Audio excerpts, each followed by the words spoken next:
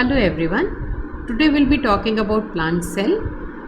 In this video, the learners would be able to understand that different cells have different shapes and size, basic understanding about plant cell, the differences between plant cell and animal cell, and structure and functions of cell wall. So this diagram shows different shapes and sizes of the cell. So as we can see, these are red blood cells. These are round and biconcave. As you can see the shape, these are white blood cells, so both of them are present in the blood. So white blood cells, they don't have red color, so they are known as white blood cells. In these white blood cells, they are generally referred to as leukocytes. So leukocytes, they have lymphocytes like B and T cells, and different cells like neutrophils, eosinophils, monocytes and all, which are the components of white blood cell. And these all cells, they perform different functions and they have different sizes and shapes. Even they have very unique shapes of their nuclei, because of which their recognition and is done by because of the kind of nucleus which is present in these white blood cells. This is columnar epithelial cells. You can see the cell is narrow and elongated. This is a neuron. So neuron has central body as cell body, cyton. The processes which are extending from the cell body, these are dendrites, and the axon, they are very long processes. And some of the nerve cells, they can be very, very long. Some of the nerve cells may have their axon up to 1 meters. These are xylem and phloem tissues of plant cell. So xylem, these are transportation tissues. So xylem is responsible for transport of water and minerals which are absorbed by root to different parts of the plant. And xylem usually consists of 4 different kind of tissues which come together to do the transportation of water and minerals. While phloem is responsible for transportation of food that is synthesized by green part of the plant to different parts of the plant body. So phloem also consists of different parts. These are mesophyll cells which are round and oval. So in each body, whether it is animal or plant, different sizes and shapes of cells are present. Now mycoplasma can be 0.3 micrometer. This was a question in the NEET. Now ostrich egg, that is also a single cell. It can be seen by naked eyes. Then we have mature human ovum, amoeba and nerve cells, these which are variable in sizes and shapes. This is the general structure of plant cell. The outermost covering of the plant cell is cell wall. Cell wall is made up of cellulose, and the most abundant polysaccharide present on earth is also cellulose. So cellulose is a polysaccharide which is the main component of plant cell wall. So as we can see, in plant system, cell wall is present. Apart from that, plants have a central vacuole. A true sap vacuole is present in the plant, and the sap of the vacuole helps in maintaining the pressure of the plant and giving it rigidity and stability. So in plant cell, the rigidity and support to the cell is basically provided by the central vacuole and the cell wall. Then in the plant cell, the nucleus is eccentric. It is not present in the center position, as unlike in animal cell. In animal cell, the nucleus is the central organelle present in the cell.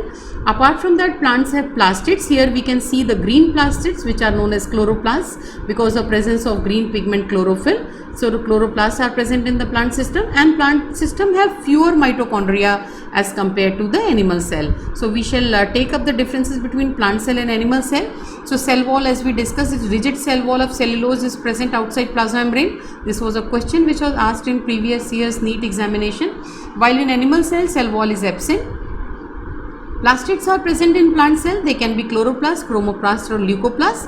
Green pigment containing plastids are chloroplasts.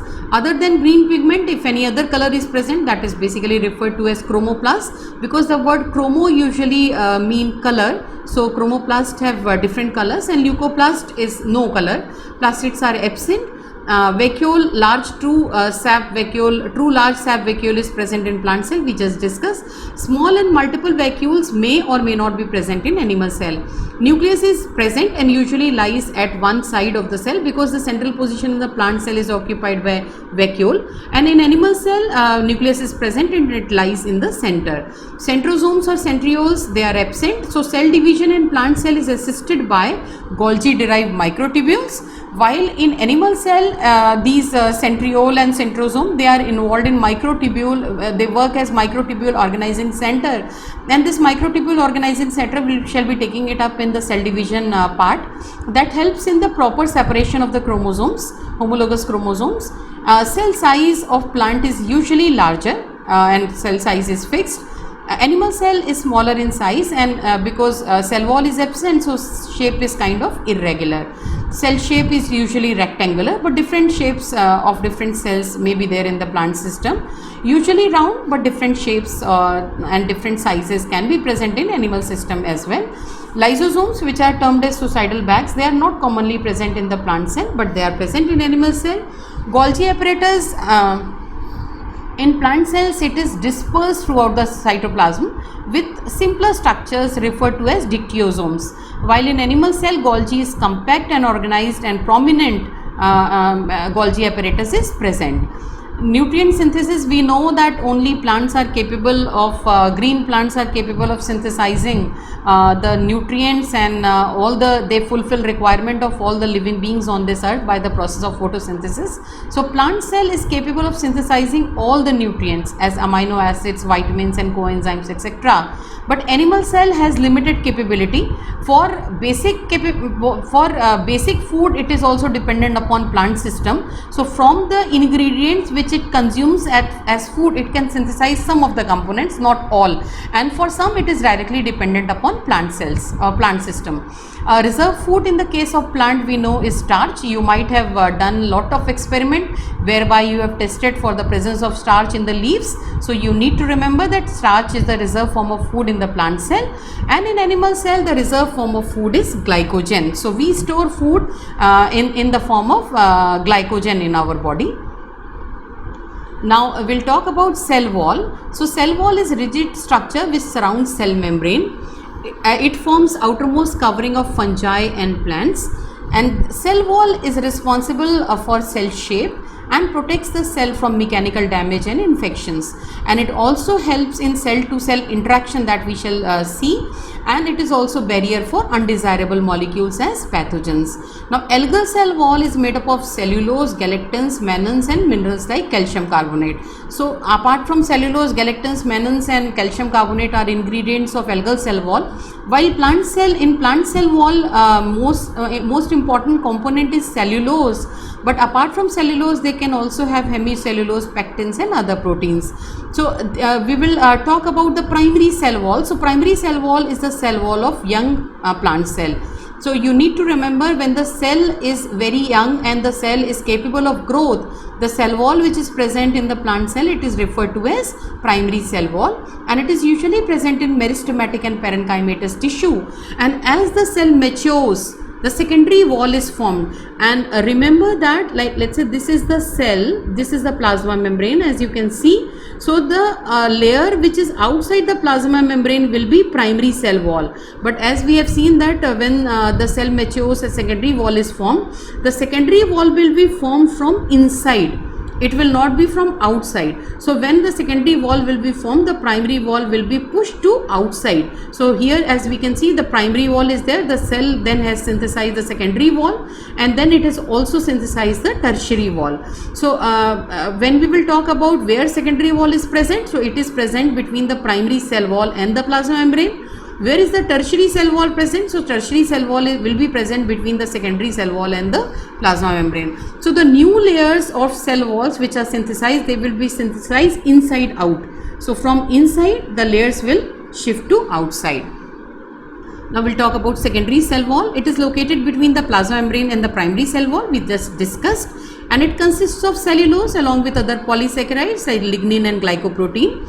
It is produced after the primary cell wall is complete and expansion of cell ceases. So mostly in woody and harder parts of the plant, the cells usually give rise to secondary cell wall for more mechanical support and more strength to the plant tissue. As we can see in this diagram, the structure of cell wall is quite loose. If you see the cellulosic microfibrils, and these are pectins actin fibrils. So this is a primary cell wall. The structure is quite loose. We shall see that in the coming slides. Before that, let's talk about some more layers, like this is middle lamella. So middle lamella is sticky and it is thin layer of calcium and magnesium pectate. So this was also a question in the NEET. So middle lamella is a sticky layer which is made up of calcium and magnesium pectate. The main component is calcium pectate, and it glues the neighboring cells together. So as we can see here, so these are the cells. So the glue which basically keep neighboring cells in place, this is the middle lamella. So this is the middle lamella, and this pectate component solubilizes to jelly-like substances in ripened fruits. So in ripened fruits, the soft part of the fruit is basically because of this pectate component, which is actually the middle lamella. This was also asked in the examination. The cell wall and middle lamella, they are traversed by tunnel-like plasmodesmata, which connects the cytoplasm of neighboring cells. This was also a question. So as we can see, these cytoplasms of neighboring cells, they are connected to each other by the small tunnel kind of structures. So these are plasmodesmata. The cell wall is interrupted by fine pores carrying fine strands of cytoplasm, which form a protoplasmic continuum known as symplast. It consists of canal lined by plasmamembrane having simple tubules or branch tubules. So desmotubule is an extension of endoplasmic reticulum. Now plasmodesmata, it provides passage, as you can see here, it provides passage for transport of many substances and response to stimuli. So what is a stimuli? So let's say you are sitting in your drawing room and somebody knocks at the door. So that is a stimulus, and against that stimulus, if we are like somebody is knocking, so we give response. So likewise, if something knocks on the cell wall or outside the cell, if something knocks or some signal is present, that is known as stimulus, and to that stimulus the cell responds. Whatever stimulus is there, accordingly the cell responds. So these are internal stimuli. Now these are known as pits. So areas on the cell wall without secondary wall, these are pits. So adjacent cell have opposite pits. So as we can see, these are opposite pits. So these are pit pair with a chamber and membrane, consists of middle lamella and primary wall with permeable pores. It may be simple pit. They are with uniform width of pit chamber. There is no secondary wall in the simple pit, while bordered pits, they have overhangs of secondary wall, and they help in transfer of material between two adjacent cells. So many bacteria like E. coli, they have two membranes separated by a cell wall. So they have outer membrane as glycocalyx and inner membrane as plasmamembrane. This was also a question. Outermost membrane is the glycocalyx, and in between glycocalyx and plasmamembrane they have cell wall, and their cell wall is the primary component or carbohydrate of bacterial cell wall is peptidoglycan or murine, that we have discussed during gram staining also. So this was also a question in NEET examination. And the inner membrane acts as a permeability barrier. So we have discussed, we have seen the structure of the cell wall. It is quite porous, so it is completely permeable, while plasma membrane has got a very intricate structure. We shall be discussing about plasma membrane in the next video, and in that we will see that it is semi-permeable, but cell wall is completely permeable to small molecules. This was also a previous year question. So as we can see in this diagram, the cell wall seems to be quite permeable for different molecules. So it is completely permeable while plasma membrane is not. And the region between two membranes containing the cell wall is called periplasm.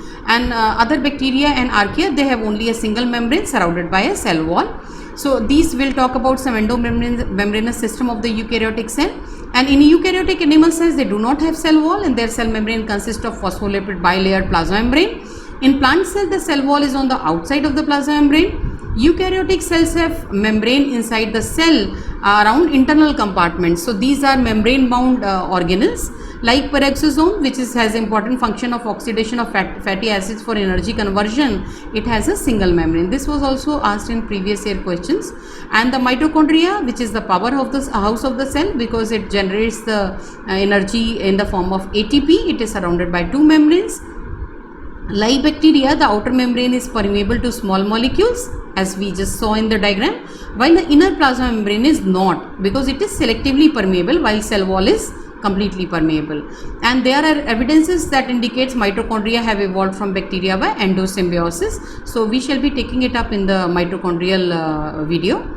The nucleus has double membrane, which is not continuous, but nucleus membrane, if you can recall, it has pores, and then from these pores the another membranous system starts, which is linked to another membrane defined structure, the endoplasmic reticulum, which also has many different functions in the cell.